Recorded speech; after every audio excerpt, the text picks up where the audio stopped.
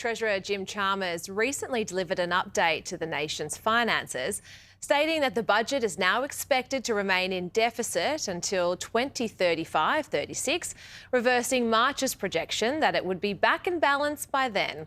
The Treasurer's own spending policy decisions hit the budget by at least $1.7 billion this financial year, and debt is expected to reach $1.2 trillion within 3 years, which, let's not forget, essentially 18 years ago, this was at zero. Joining me now is Eminence Advisory's Dimitri Burstein. And Dimitri, thank you so much for coming into the studio to talk to me about the budget and what's going on here. But I'd love to get your thoughts. How is Jim Chalmers going to spin his way out of his own spending mess? Well, hi, Jaimee. Thanks for having me. How is he going to spin? The same way governments have been doing it since the dawn of time. He will obfuscate, he will spin, he'll dissemble, he'll misdirect. The problem is we must not forget this is not a problem just of Jim Chalmers' making. He has a partner in profligacy in the Finance Minister, Katie Gallagher, and together they are, getting close to, demonstrating the worst economic managers in Australian history. One of the elements that really stood out for me in the report is the spending as the percentage of GDP, which is now sitting at 26.9% this year, which is the highest in 40 years outside of the pandemic. Is the spending growth the biggest concern for you in the budget update? Well, we have to also remember that there's spending off budget that is hidden through these special investment vehicles that the government maintains. So there's probably another $100 billion over the forward estimates going through there. But to me, the biggest issue is of course the spending. It's all connected, but it's the debt. Yep. And we're going to hit, $1 trillion very soon. But at the moment, we're spending over $30 billion a year servicing the debt. And that is growing. That is the fastest growing item in the budget. And at the moment, and it's projected, and I'll believe it when I see it, it's only going to be 10% a year. And if the economy is growing 10% a year and your interest costs are growing at 10% a year, the budget is just going to eat the economy. And that's just unsustainable and that's just destructive. There was an article out today that said households are going to face paying a combined $2,000 extra a year for housing, electricity, insurance and food, and this will be all next year.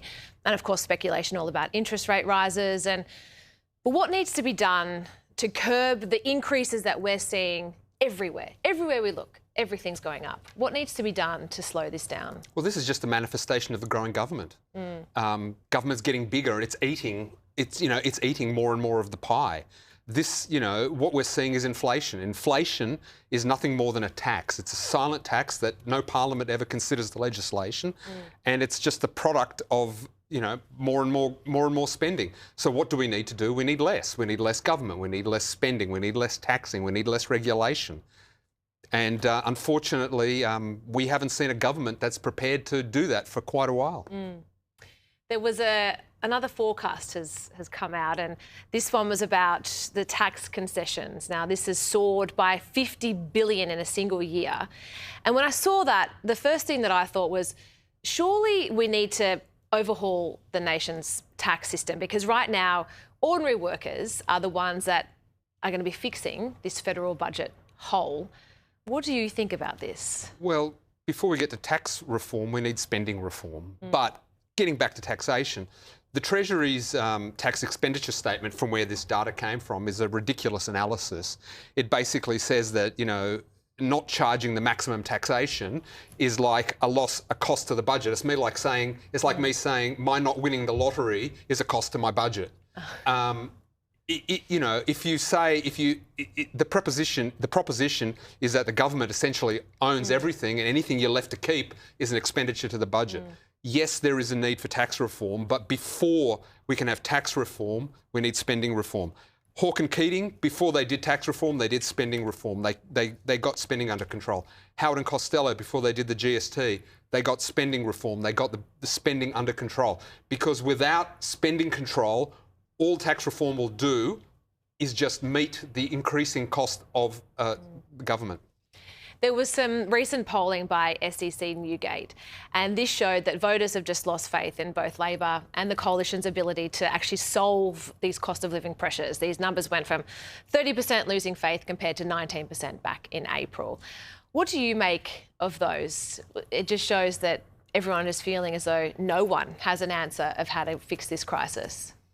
One of my favourite writers, an American long gone by the name of H.L. Mencken, and he once said democracy is the theory that ordinary people know what they want and they will get it good and hard. We get the politicians we elect. You can't complain when you vote for it. Yeah. So if people want responsible government, smaller government, less spending, less inflation, you've got to vote for it. You've got to, reward the candidates that offer you that and don't offer you electoral bribes. And that's the problem. The public, say they want one thing, but they vote for the other thing. Well, Dimitri, thank you so much for your time today and joining me in the studio. Thank you.